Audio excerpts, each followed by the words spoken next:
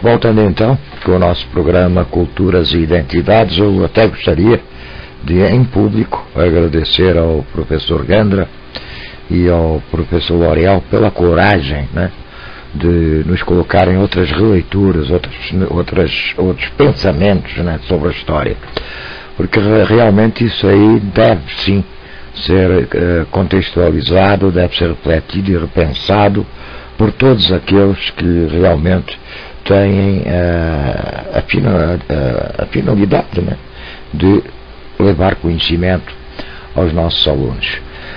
Professor L'Oréal, está por aí? Estou por aqui. No contexto medieval, professor L'Oréal, para que um império universal fosse criado, havia um contexto fundamental que o sustentava, que era o da jurisdição do imperador. Você pode nos falar alguma coisa sobre isso? Rapidamente. O domínio, o Gandra, que é o grande entendido nessas coisas de império, não sou eu, mas vamos falar um pouco que eu sei. Você conhece muito.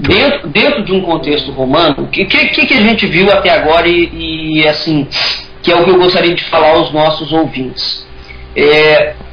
A gente vê que Portugal sempre vai se manter à parte de toda uma situação que está acontecendo na Europa. Esse é um primeiro ponto. O segundo ponto não há dentro de Portugal nenhum projeto de criação de um governo mundial, né? Mas há na parte de Roma. Entretanto, a Europa naquele cenário tinha o próprio pontífice, porque as pessoas esquecem que a Igreja de Roma até hoje é um Estado teocrático, o Papa é um chefe de Estado até hoje, né? Então Roma naquela altura, o domínio de Roma era muito maior do que o que é hoje, e haviam outros reis e outros indivíduos naquela altura. Um outro ponto muito interessante que nós temos que ressaltar é que os reis portugueses tinham uma coisa, conquistaram frente a Roma, uma coisa que se chama o Pacto do Padroado, que até hoje nunca foi devidamente elucidado.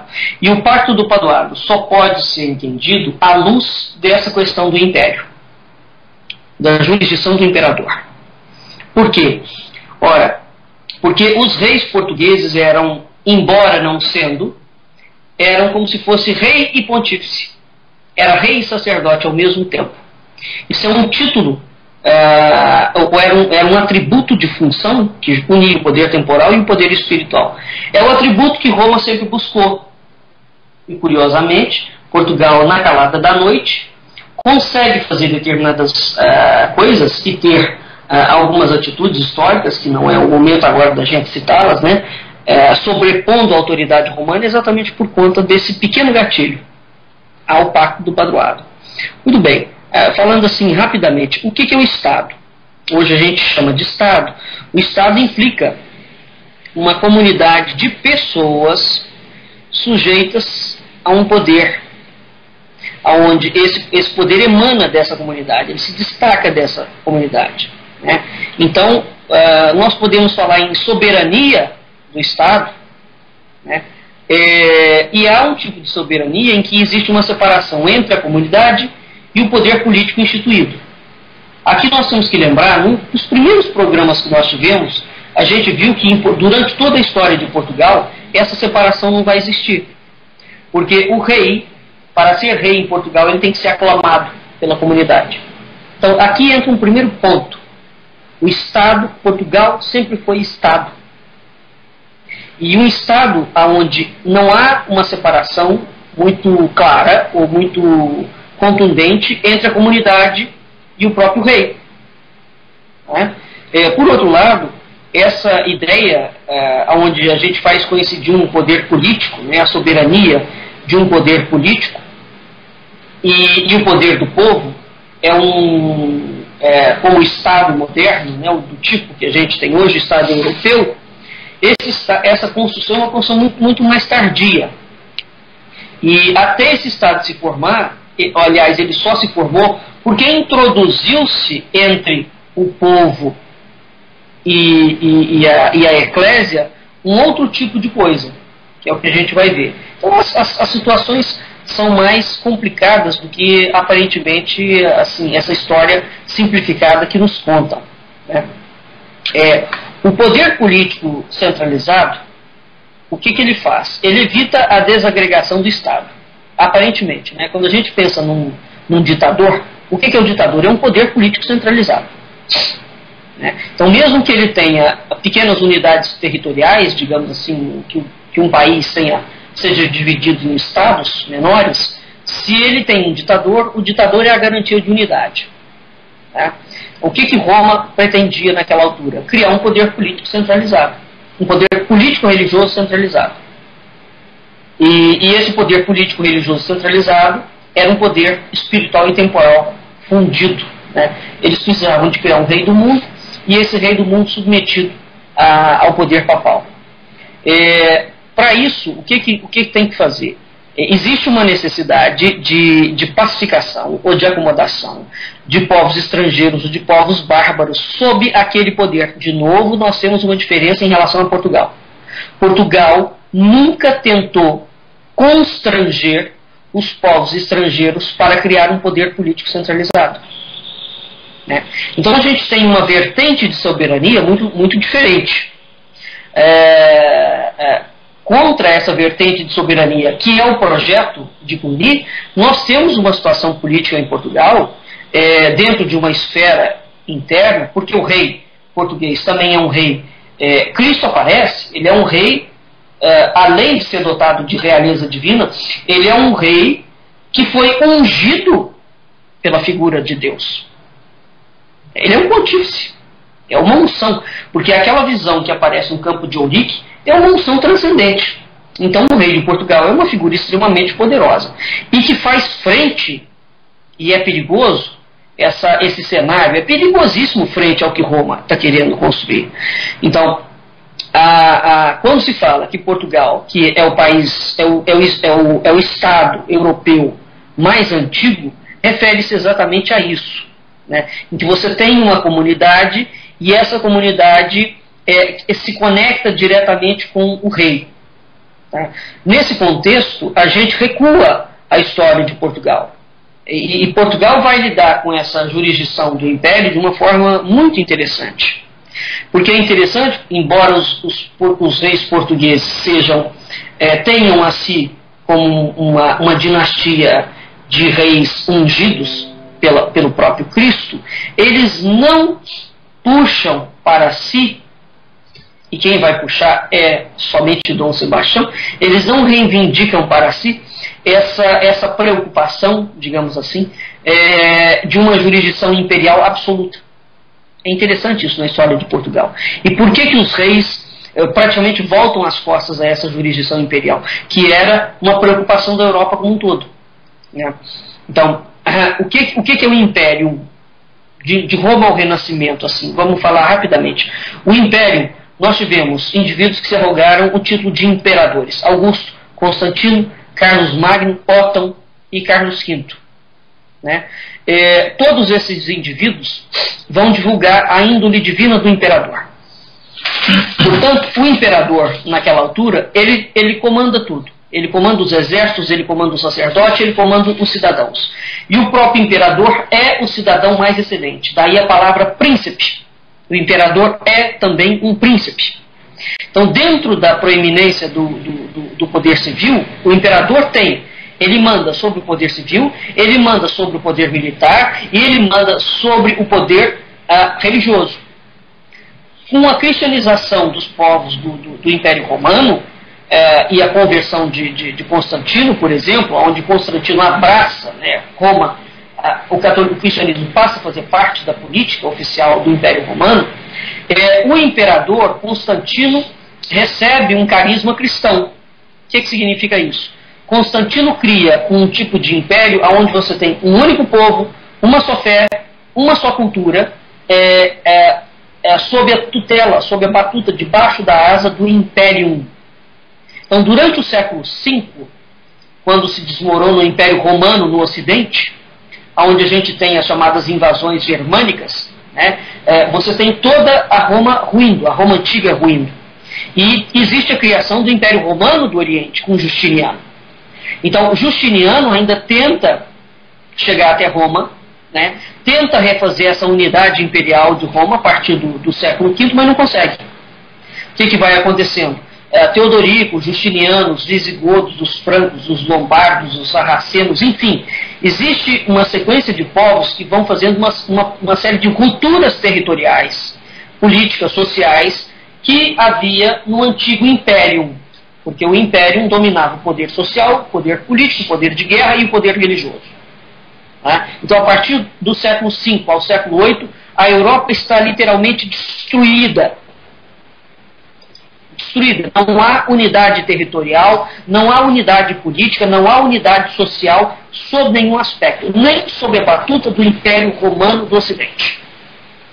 Então, quando Pipino, o Breve, falece em 768, Pipino o nome é esse mesmo, Pipino. O Pipino, que é o rei dos francos, o filho dele veio a ficar muito famoso, Carlos Magno. Carlos Magno segue as ações de Pipino e cria o Império Carolíngio. É Carlos Magno que, teoricamente, vai deter essa expansão árabe no século VIII, mas veja, já havia naquela altura expansão árabe. E ele conquista a Lombardia e conquista o que a gente chama de Alemanha, hoje, né, o território da Alemanha. Então, com a coroação de Carlos Magno como imperador de Roma, no século IX, tanto no ano 800, né, a gente tem um tipo de restauração do antigo Império Romano. E por quê? Porque Carlos Magno assume-se novamente. Ele reúne sob o poder dele, dentro daquilo que se pode chamar de reunião, a esfera social, política, religiosa, econômica, etc, etc, etc. Com a morte do Carlos Magno, novamente, a gente tem uma desintegração do Império.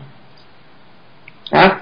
Então veja, isso tudo vai acontecendo à esteira ou paralelo do movimento que acontece em Portugal. É interessante porque o Império Romano Germânico, Portugal, a Península Ibérica, não faz parte da jurisdição do Império. Isso é muito curioso. Então, na primeira metade do século IX, essa Europa carolíngia, ela entra numa agonia muito grande. Nesse momento, na Alemanha, o Otton coroa imperador, diz que restaura o Império, diz que retoma a tradição de Carlos Magno, e o Otton ele é alemão, ele se instala em Roma, e ele proclama Roma capital do Império. Ele diploma, fala que Roma vai ser a capital do Império e acabou. Dentro desse sonho, dentro desse delírio de universalidade, etc. Tal, ele reassume o título de imperador.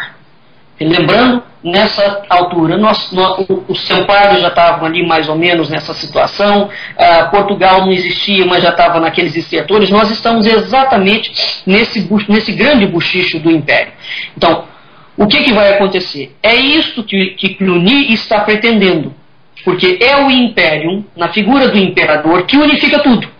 O que Cluny quer fazer? Cluny quer tirar do imperador essa capacidade dessa unificação do poder da base social, da base política e da base de guerra. Né? Então Cluny cria as ideias bipolares. Então ele começa a criar um conflito de unidade. Ele começa a criar um conflito de diversidade. Ele começa a criar um conflito entre as relações entre o poder temporal e o poder espiritual. E aí você vai tendo tensões muito grandes que vão se estendendo ao longo de toda a Idade Média. Aí você tem teses enormes que vão brigar. Quem é que tem o poder do Império? Você tem as teorias monistas, por exemplo, que são a favor do pontífice. O pontífice é o indivíduo que tem um poder de unificação, de cosmovisão, etc. Tal. E você tem as outras teorias que reconhecem não ao imperador, mas que reconhecem ao Papa um tipo de autonomia. Né? Mas o fato é que essa guerra vai chegando a um ponto em que o imperador passa a ser submetido ao Papa em matéria de espiritualidade. E o Papa reconhece a proeminência do imperador em termos de assuntos temporais. Então a gente tem uma guerra entre os dois poderes, o poder temporal e o poder espiritual. Reitero, Portugal não está passando por essa crise. É curioso isso. Aí você fala, é porque o Império não chegava até Portugal. Portugal, desde a época de Júlio César, dá problema. porque os caras chegavam lá, perguntavam assim para os antigos lusitanos: quem é o seu rei? E os lusitanos falavam: nós não temos rei. Mas quem é que manda? Não, ninguém manda, nós nos mandamos em nós mesmos. E eles voltavam para Roma completamente descabelados, falando: é impossível governar esse povo. Eles não obedecem à autoridade, né? Eles não só não obedecem, eles não reconhecem. É pior do que isso. Eu acho que até hoje. Vejam do que os brasileiros aprenderam. É um sangue ruim. É um sangue ruim que está lá desde o início. Não, pelo contrário, é o sangue bom. É o sangue bom. Esse é o sangue bom. Então, o que está na base aqui, Felipe, é o seguinte: a Península Ibérica, Portugal, não reconhece supremacia da jurisdição do imperador. Essa situação que é descrita desde César, né, como imperador, dura 1000 anos. A Península Ibérica é um caldeirão de insubordinação, mas ao mesmo tempo é um caldeirão muito estranho, porque a Península Ibérica, você tem por toda a Europa vários caldeirões de insubordinação, mas eles se matavam entre eles mesmos. A gente também não tem esse tipo de guerra fratricida, né?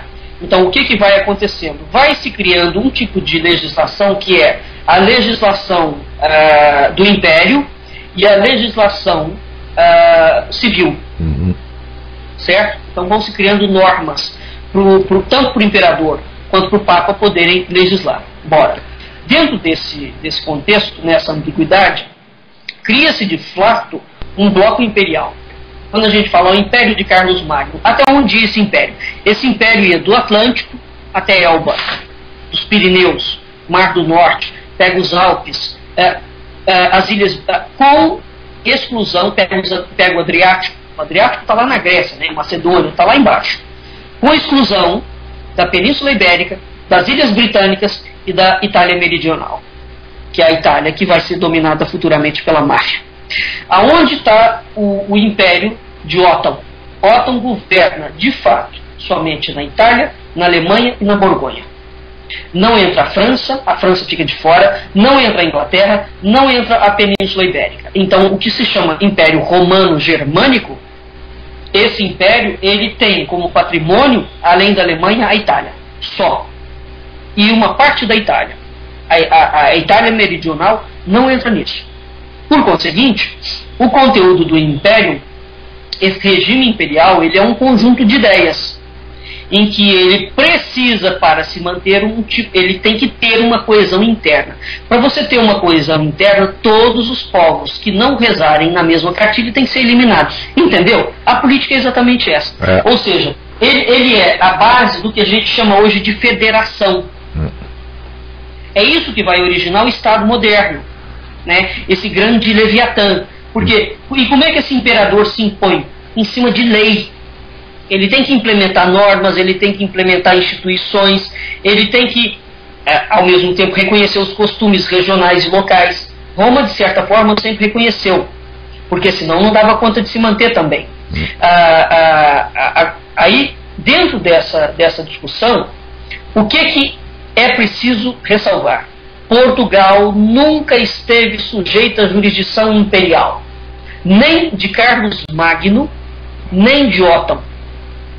Então Portugal sempre manteve-se à parte, porque a Península Ibérica, notadamente aquela região, nunca esteve sujeita a essa jurisdição. Portanto, a tese de que Portugal foi um domínio católico, inclusive dentro da jurisdição imperial, é uma mentira total e absoluta. Porque, além de Portugal não existir como comunidade dotada de autonomia política, essa localidade nunca foi objeto dessa briga. Então, dentro do âmbito do Império, e isso fica mais misterioso ainda. Por que razão, já dando um salto, né? Pulando aí 500 anos, Dom Sebastião, dado que a Península Ibérica nunca teve a regência de império, por que razão Dom Sebastião depois vai puxar para si o título de imperador? Evidentemente que ele não está falando desse império que Carlos Magno e Otton e Justiniano e Constantino puxaram para si. Ele não está falando desse tipo de império, mas ele está falando sim de um tipo de supremacia imperial espiritual, porque também não é objeto. O Gandra sabe disso melhor do que a gente. Não parece que é objeto de Portugal, mesmo dentro do grande período das chamadas expansões ultramarinas. Portugal não pretendia, pelo menos não fica claro, criar uma supremacia territorial, como pretendeu, por exemplo, Cluny. Submete todo mundo, cria uma federação. Portugal em nenhum momento apresenta um projeto de federalização do mundo. Ele sempre vai manter a ideia de Estado. Estado. Existe o reinado, existe o Estado e existe a província, porque você tem uma relação direta do povo com o rei. Mas não há uma submissão jurídica, não há uma submissão legislativa, no sentido como tentou a Europa, e Cluny e depois Cister criarem dentro daquele contexto. Então é preciso salientar essas coisas. E é preciso entender, inclusive até separar o que vem a ser posteriormente as ordenações manuelinas, as ordenações filipinas, as ordenações alfonsinas, porque coloca-se, os historiadores hoje pegam todas essas coisas e colocam num único bojo. Ora, efetivamente, mesmo o direito canônico está aplicado, por exemplo, nas ordenações afonsinas, nós temos que lê-lo com muita reserva, porque em nenhum momento Portugal assume para si este tipo de império, que era o império que sempre foi objeto de guerras fratricidas por toda a Europa. É isso que eu gostaria de falar. Bem, amigo, obrigado mais uma vez, professor L'Oréal. E agora eu vou falar com o professor Gandra, e vou falar sobre o Dom Sebastião. No seu livro, O Projeto Templário e o Evangelho Português, lá na página 211, seus livros é tudo com muita página, viu, professor? Eu gasto muita árvore. No seu livro, O Projeto Templário e o Evangelho Português, lá na página... desculpa a brincadeira, mas é para aliviar um pouco, O Projeto Templário e o Evangelho Português, um livro até bastante interessante, lá na página 211, o senhor afirma que Dom Sebastião encerrará em Portugal a negação jurídica do Império e passa a encarnar para si o título de imperador.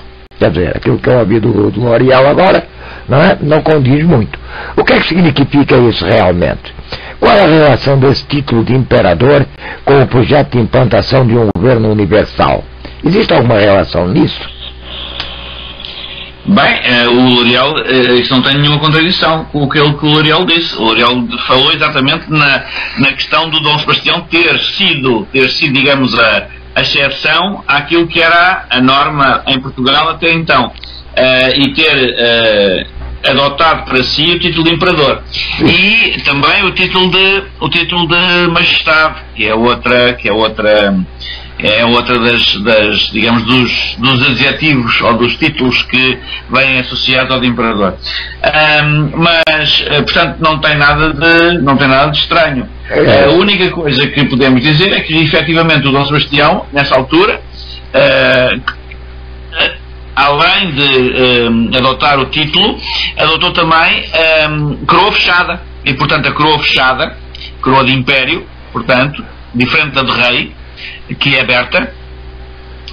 A coroa fechada, para os ouvintes não estejam a visualizar o que é a coroa fechada, é uma coroa que tem as armilas, tem os rios, 4 rios do paraíso. Normalmente na coroa portuguesa era assim que era constituída. A coroa inglesa é completamente diferente, tem outro significado e outro simbolismo, mas a coroa portuguesa tinha quatro imperiais, era assim chamados 4 imperiais, que eram os 4 rios do paraíso que se uniam no globo do mundo, que tinha normalmente uma pomba do Espírito Santo no topo. Bem, esse símbolo é um símbolo que surge com o Dom Sebastião também. Portanto, o Dom Sebastião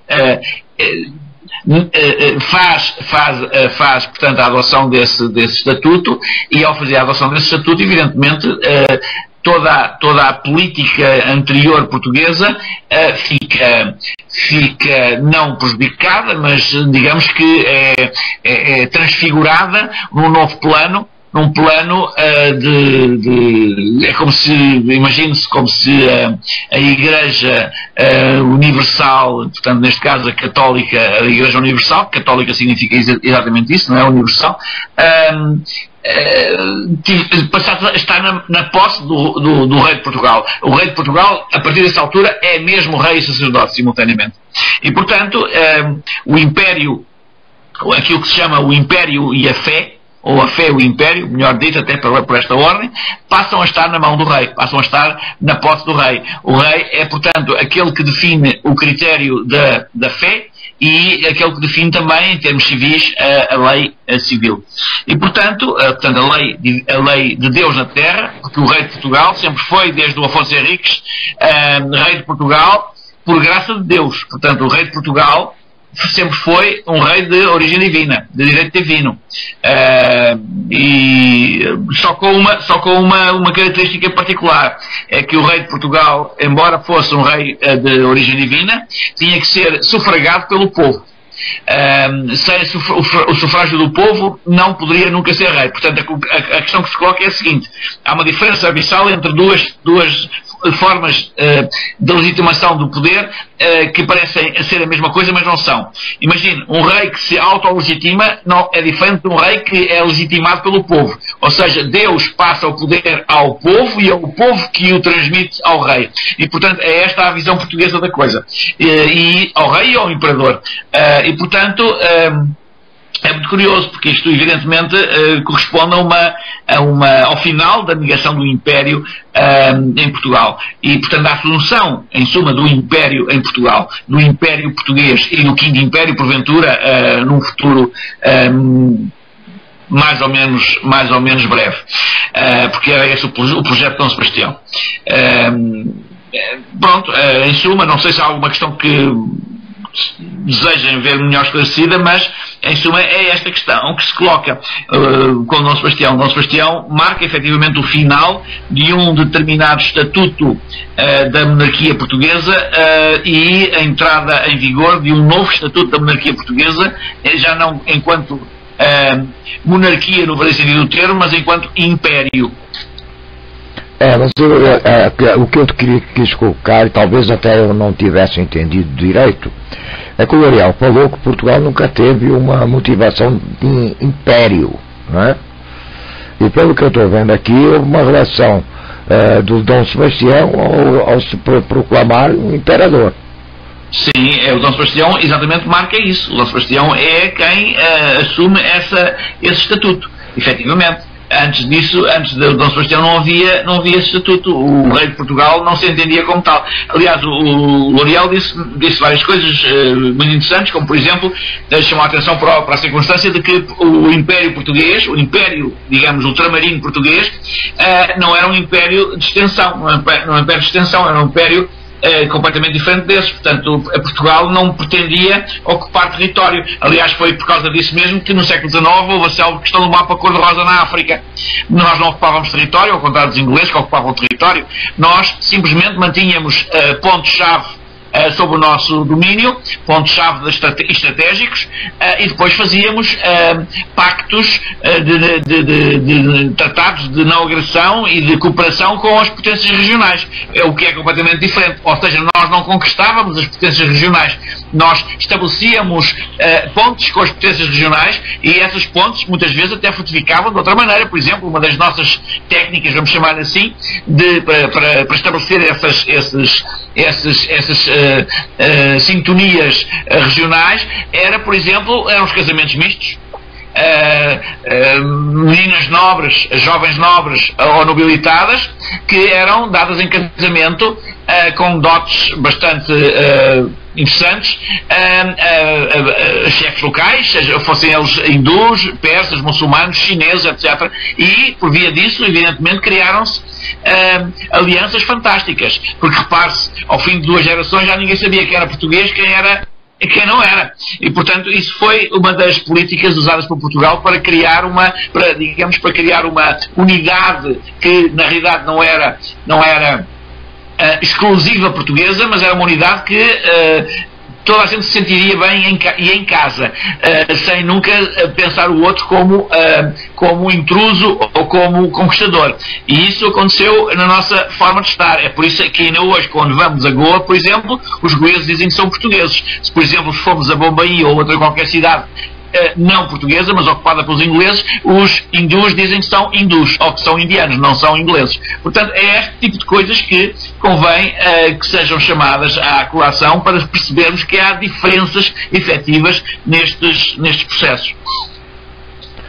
Por exemplo, hoje o Estado, hoje o Estado, o que a gente chama do surgimento dos Estados nacionais, os Estados federativos, né? Os Estados federativos, o peso do Estado federativo é que o Estado moderno, ele controla absolutamente tudo. Ele quer mandar em tudo. Então, quando o Estado, no caso do Brasil, né, torna-se católico, porque também tem é preciso que se faça essa ressalva. O catolicismo no Brasil só entra com todo o peso com Dom Pedro II. Dom Pedro II. Porque Dom João VI dá uma na cruz e outra na caldeirinha, né? Reza para Deus e para o demônio. Dom Pedro I também não tem nem tempo, mas dá uma na cruz e outra na caldeirinha. Dom Pedro II é um homem tido como um católico fervoroso. E é com Dom Pedro II que o Brasil torna-se romano. Porque enquanto o Brasil esteve na mão de Portugal, foi província, foi Estado de Portugal, não. Nunca foi. O Estado tem um peso grande, o Estado vai interferir na vida social, na vida política, na vida econômica, na vida moral do indivíduo, com essa autoridade imperial. Né? E há trabalhos, inclusive, de brasileiros que falam isso, que falam, inclusive, que até hoje, nas entranhas da República, o que sustenta a República é a autoridade imperial. Desde a época do Império. Eu tenho alguns trabalhos, inclusive na área jurídica, sobre isso, e é muito interessante a visão dos juristas sobre a formação da própria República Brasileira, que ela é totalmente fundamentada em cima da autoridade imperial. Totalmente. E essa autoridade imperial é mascarada por uma federação. Tá? Evidentemente, esses caras devem certamente saber o que estão falando. Né? Mas o fato é que a ideia de Portugal como império, como Estado, não tem nenhuma relação com o que Roma pretendeu a vida inteira fazer. E, novamente, Dom Sebastião, século XVI, né, nessa época, não existia Roma, não existia absolutamente mais nada. Então, novamente, parece que Portugal está na contramão da história.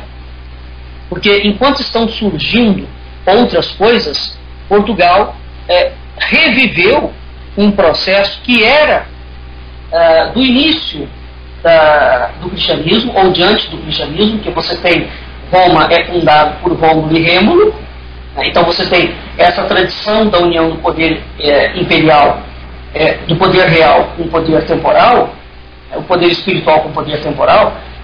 Nós temos isso como um código pagão. Um código pagão. Essa é a premissa da coisa. E na verdade, Dom Sebastião vai reeditar um modelo muito arcaico. Muito arcaico. E por que ele faz aquilo naquele momento, naquele contexto, naquele cenário?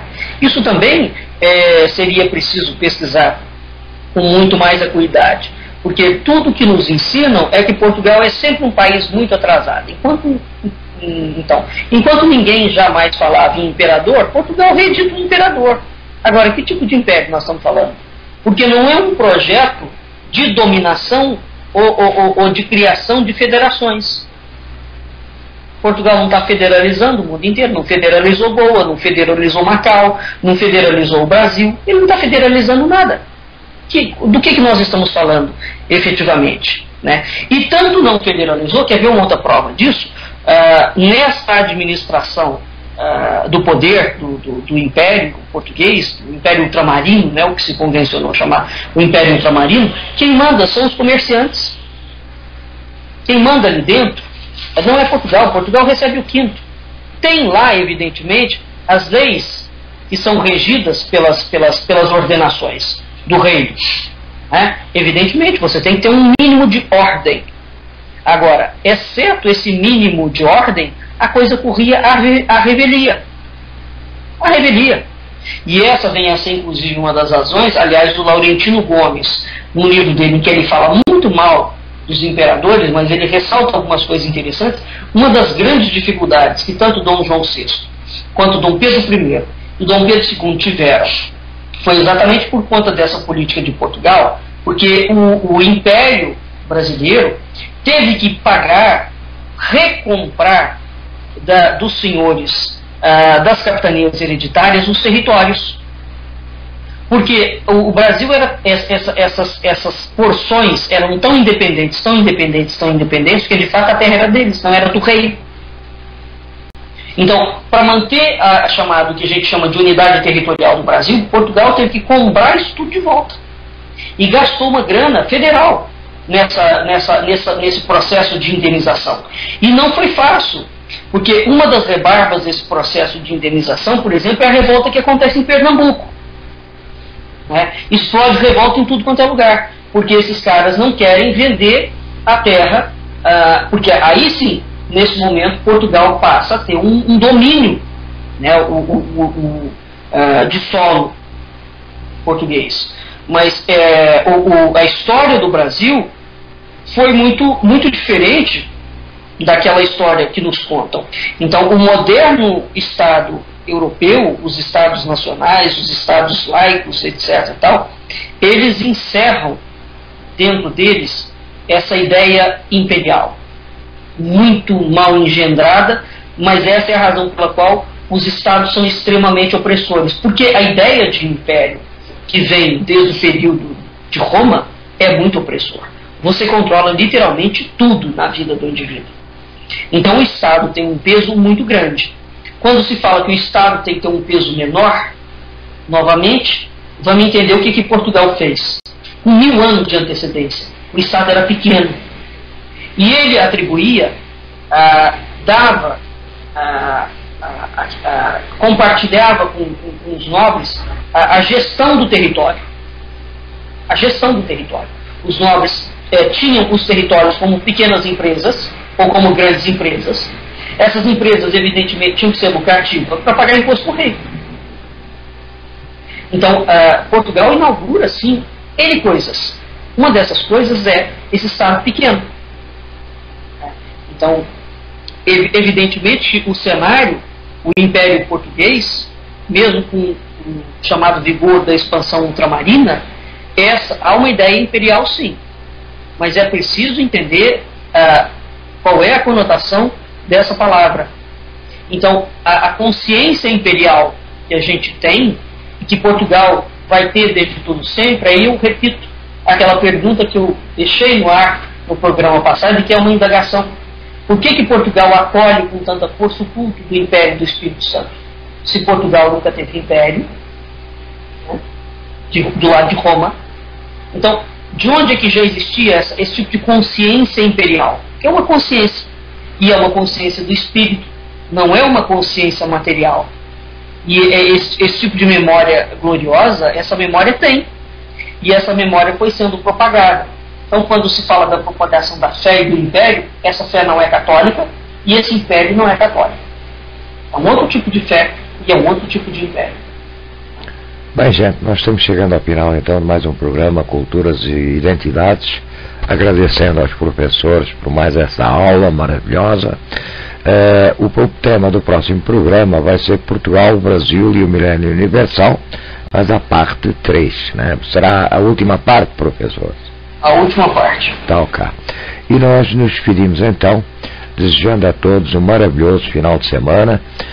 Para os paulistas eu acho que vai até quarta-feira, não é? Para os cariocas acho que vai até segunda-feira da semana. Os cariocas vai a semana inteira. É uma verdadeira tragédia a semana de feriado. Verdade. Bem, tenham todos então um ótimo final de semana. Mais uma vez, muito obrigado, professores, pela colaboração. A vocês ouvintes, o meu muito obrigado também. E deixando então com os votos, mais uma vez, de um bom final de semana. Mas se forem viajar, por favor, não bebam, tá? Porque o negócio fica complicado. E eu, mais uma vez, me despeço, lembrando que a história realmente é um conjunto de mentiras sobre as quais se chegou a um acordo. Ou pelo menos se tenta chegar a esse acordo, porque eu acho que ainda vamos ter muito a pesquisar. Boa noite a todos, mais uma vez, obrigado pela audiência e até ao próximo programa Culturas e Identidades.